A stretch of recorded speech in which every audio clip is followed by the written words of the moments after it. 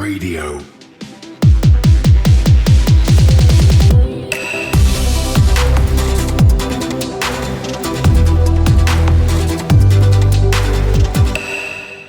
Hello, everyone. Welcome to another episode of Cryptocurrent. Your host here, Richard Carthon. Today, I got a very special one for you. So today, we're going to be talking about another amazing speaker that we have at the upcoming AGME conference that's going to be on Friday, October 28th. I had the pleasure of being introduced to Alexi Cortez, who is the head of community at Erth, a really cool project that I'm excited to speak a little bit more about today with you. So, Alexi, how are you doing? I'm doing good. The weather's finally cooling down in Austin. The merge is in 2 days. So overall, I can't complain. Yeah, a lot to be excited about, especially the weather. It's been a historic hot one this summer, but enjoying it cooling off a little bit. But you've been in this space for a while now. Kind of want to just learn a little bit more about you and your background. Can you just give us a little bit on your background? Yeah, sure. So I'll start present day and then I'll go backwards. But I have been officially working in Web3, like 9 to 5 job since December of last year at Erth. We're a smaller startup. So the head of community title's a bit deceiving. I'm like classic startup where you have to wear multiple hats. So I'm like technically a product manager, also doing a ton on the community side. But anyway, I joined in December of last year. And prior to joining Erth, I was at Facebook on the gaming team. So I had interned with Facebook during college, and I was placed on the gaming team. I'm like not a gamer.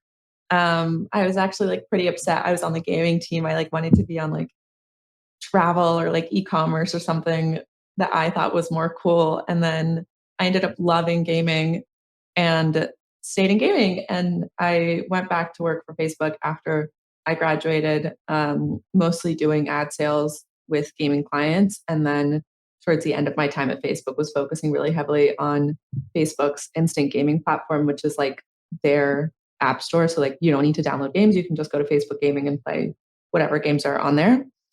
And yeah, and I started looking into Web3 probably September, like this time last year. Like I had one friend that had just left Facebook and she minted some NFT and like sold it for like 40,000 and then did it again the next day for like 20,000. And I was like, oh my God, I need to stop what I'm doing and start looking into Web3. And so that's kind of what started my Web3 career. And then ended up going to NFT NYC and meeting my current boss like casually and like very randomly at a happy hour. And so we ended up connecting and like hitting it off, and like now I work at Erth. So That's so awesome.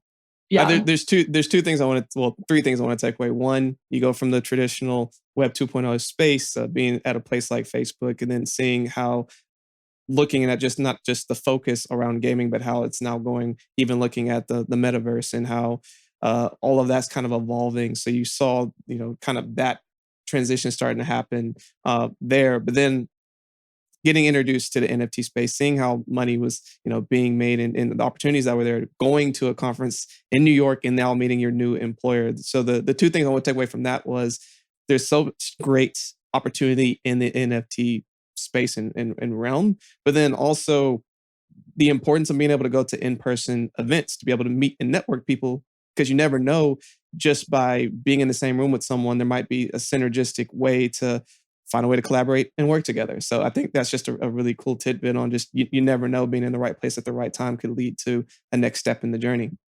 Yeah. And like a crazy thing happened earlier this week. So I like managed the Erth Twitter, and we had someone that's like pretty big in the Axie community follow us. And I sent her just like a welcome message, like, thanks for following. And then I was like, wait, I know her. And I realized I went to one of her talks at NFT NYC last year where I met my current employer and was like, wait, did you do a talk on Axie last year? Like, I went to go talk to you after. And she was like, holy shit, like, you're so right. We met. And so it's just like crazy how small the world can get. And yeah, I'm like still mind blown that happened. But yeah, definitely small world.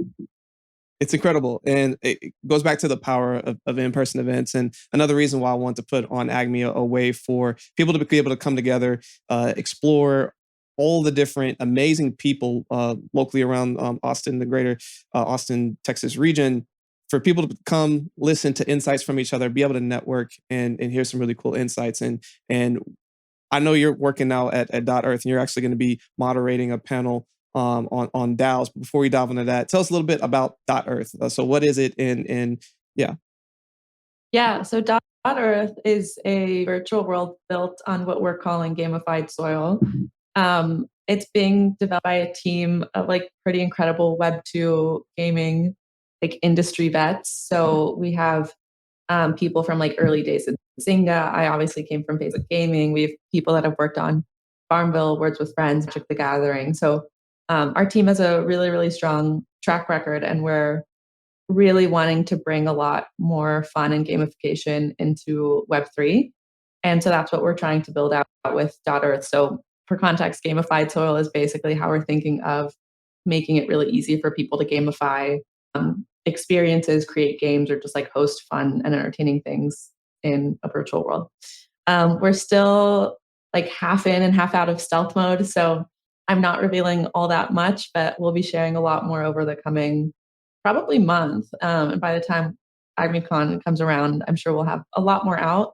But we're sharing everything on Twitter. So quick Earth Twitter plug if you're not following and are interested, follow along. But yeah, I'm really excited about what we're building and excited about the team we have and super excited to share more soon.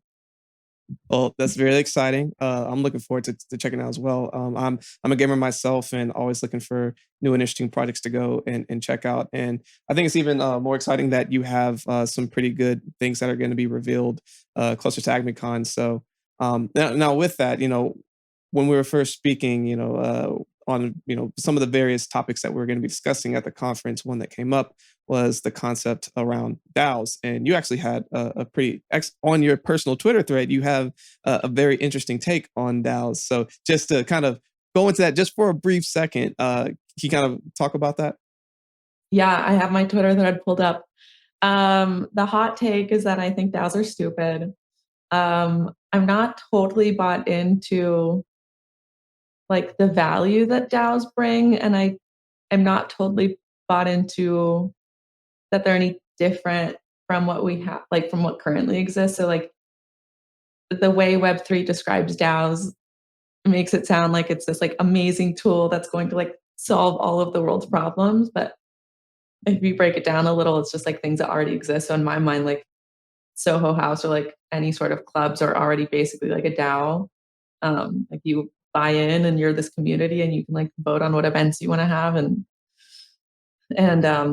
I think like DAOs are also similar in form of like equity with voting rights.